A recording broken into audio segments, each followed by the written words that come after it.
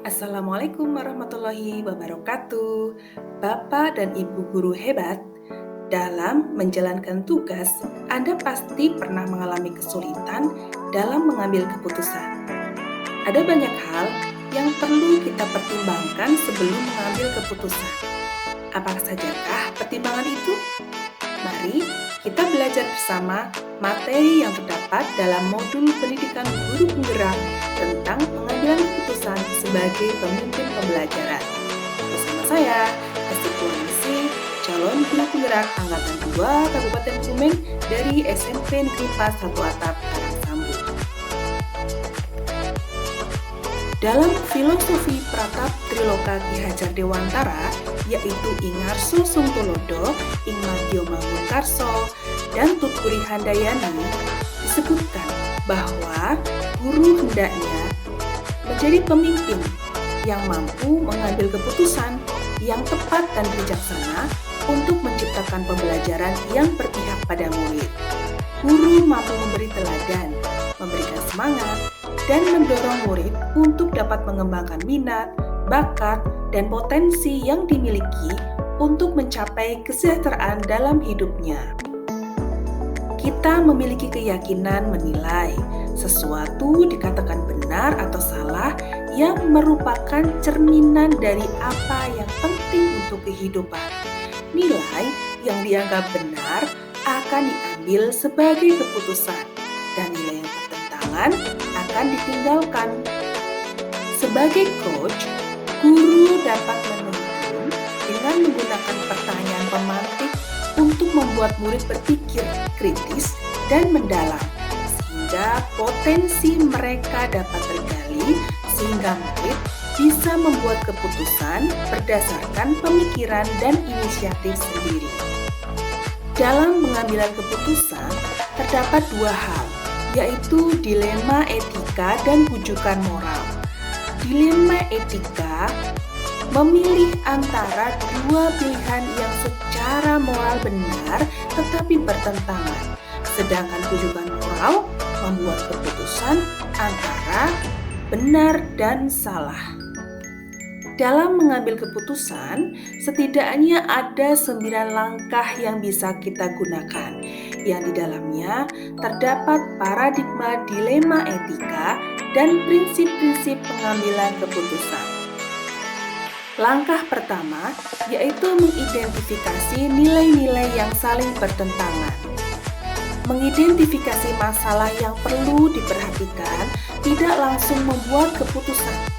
Menyaring masalah yang betul-betul berhubungan dengan aspek moral, bukan masalah yang berhubungan dengan sopan santun dan norma sosial.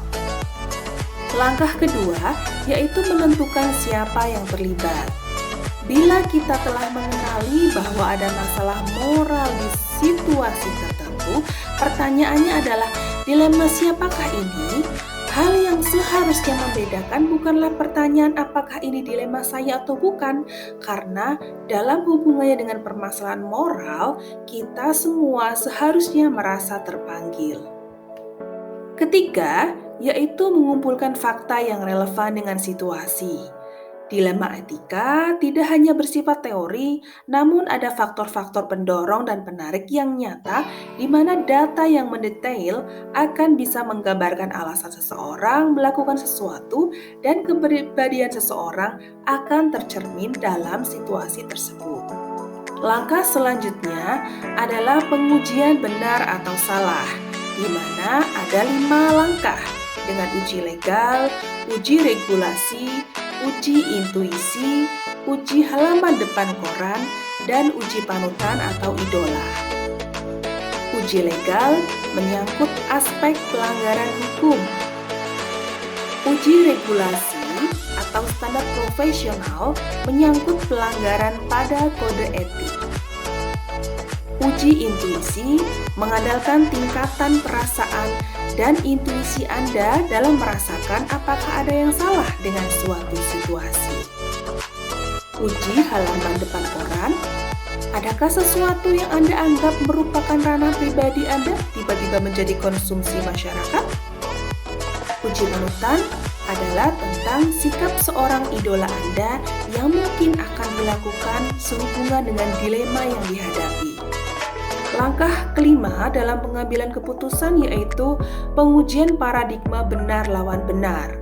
Ada 4 paradigma, yaitu individu lawan masyarakat, rasa keadilan lawan rasa kasihan, kebenaran lawan kesetiaan, dan jangka pendek lawan jangka panjang. Yang pertama, yaitu individu lawan masyarakat. Bagaimana membuat pilihan antara apa yang benar untuk satu orang atau kelompok kecil dan apa yang benar untuk kelompok yang lain untuk kelompok yang lebih besar. Pada rasa keadilan lawan rasa kasihan, kadang memang benar untuk memegang peraturan, tapi terkadang membuat pengecualian juga merupakan tindakan yang benar. Pada kebenaran lawan kesetiaan, kadang kita perlu untuk membuat pilihan antara berlaku jujur dan berlaku setia atau bertanggung jawab kepada orang lain. Pada jangka pendek lawan jangka panjang, kadang perlu untuk memilih antara yang kelihatannya terbaik untuk saat ini dan yang terbaik untuk masa yang akan datang. Selanjutnya yaitu langkah keenam, menerapkan prinsip resolusi. Terdapat 3 cara berpikir, yaitu berbasis hasil akhir, berbasis peraturan, dan berbasis rasa peduli. Pada berpikir berbasis hasil akhir, keputusan dibuat dengan melihat konsekuensi atau hasil akhir dari sebuah tindakan. Berpikir berbasis peraturan menentukan keputusan berdasarkan peraturan yang telah dibuat atau telah ditetapkan sebelumnya.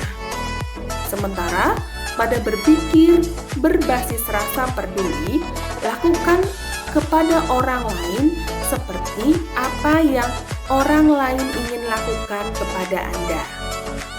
Langkah ketujuh dalam pengambilan keputusan yaitu investigasi opsi trilema, yaitu mencari opsi yang ada di antara 2 opsi. Terkadang akan muncul sebuah penyelesaian yang kreatif dan tidak terpikir sebelumnya yang bisa saja muncul di tengah-tengah kebingungan menyelesaikan masalah. Nah, langkah ke-8 yaitu mengambil keputusan. Membuat keputusan membutuhkan keberanian secara moral untuk melakukan. Dan langkah terakhir adalah refleksi atas keputusan yang dibuat.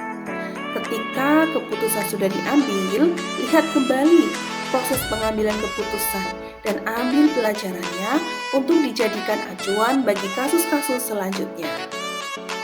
Dalam mengambil keputusan di sekolah, kita biasanya menghadapi kesulitan, seperti nilai dan budaya yang berkembang di masyarakat, paradigma individu di sekolah yang berbeda-beda terkait situasi dilema etika, serta skala prioritas terkait prinsip pengambilan keputusan. Yang perlu kita perhatikan bahwa keputusan yang tepat akan menciptakan sekolah yang kondusif dan nyaman, yang menciptakan kemerdekaan belajar, sehingga pada akhirnya bakat dan potensi murid dapat berkembang. Berkembangnya bakat dan potensi murid akan menentukan keberhasilan murid di masa depan. Pengambilan keputusan, kesimpulannya adalah bahwa nilai dan peran guru berpengaruh pada pengambilan keputusan sebagai pemimpin pembelajaran. Guru dapat menerapkan 9 langkah pengambilan keputusan dengan menggunakan paradigma dilema etika dan prinsip pengambilan keputusan yang tepat. Pengambilan keputusan dapat menggunakan pendekatan inquiry apresiatif, pembelajaran berdiferensiasi, pembelajaran sosial emosional, coaching, agar tercipta budaya positif di sekolah dan mewujudkan kemerdekaan belajar bagi murid untuk keberhasilan murid di masa depan. Demikian materi pengambilan keputusan sebagai pemimpin pembelajaran. Semoga bermanfaat. Salam dan bahagia.